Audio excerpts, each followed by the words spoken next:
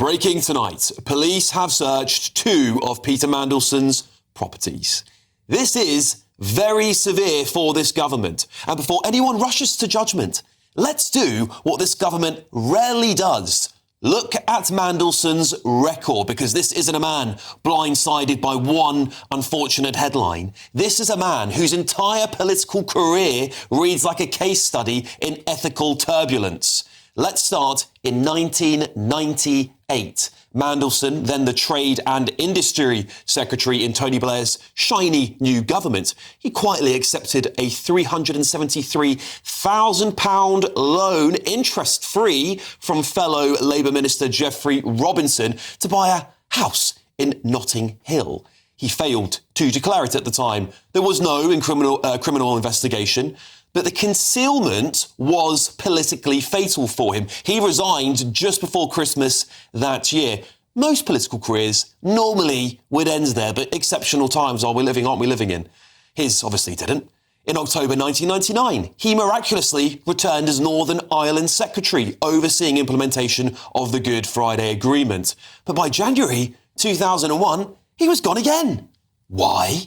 Because he'd phoned the Home Office about a passport application linked to the Hinduja brothers, businessmen whose donation to the Millennium Dome raised serious conflict of interest concerns. Again, no criminal investigation, but the optics were, of course, devastating, and they cost him his job. Again, you would think 2 resignations might be the end of the story. Well, not for Mandelson. In 2008, he staged a 3rd comeback under Gordon Brown, becoming his business secretary and effectively the government's political fixer during the financial crisis.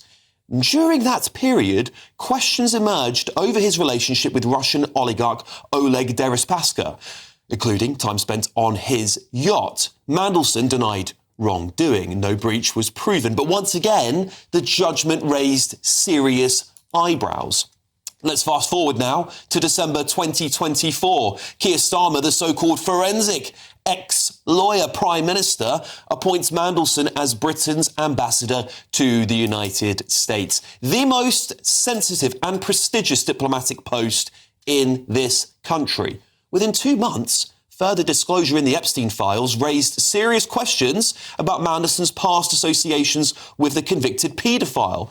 It then took 8 more months and further disclosures before, in September 2025, he was finally removed from the position. Then, February 1st, just a few days ago, just this year, new damning Epstein-Mandelson images emerge on the front page of national newspapers. Mandelson finally resigns from the Labour Party, which left many questioning if Keir Starmer should have forced it months ago.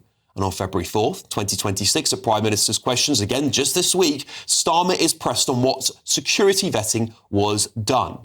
He sensationally admits the Epstein connection had been disclosed to him before he appointed Mandelson. And now today, February the 6th, 2026, the Metropolitan Police execute search warrants at 2 properties connected to Mandelson. It comes, of course, as further files allege that Mandelson was discussing top secret government information to Epstein. How on earth, after that litany of scandals I've just read out here today, has the Prime Minister thought for a single moment that it was fitting for Peter Mandelson to ever be appointed in that role, or even to any government? Just without the Epstein bombshell, his record was bad enough. There's no question about it. Starmer, the once Puritan, must now resign in disgrace for his severe lack of ethical judgment. And some breaking news now. Sir Keir Starmer has warned a very significant volume of material will likely need to be reviewed in relation to Lord Mandelson's appointment as ambassador to the USA, but said the government wanted to ensure that Parliament's instruction is met with the urgency and transparency it deserves, in a letter to the Intelligence and Security Committee.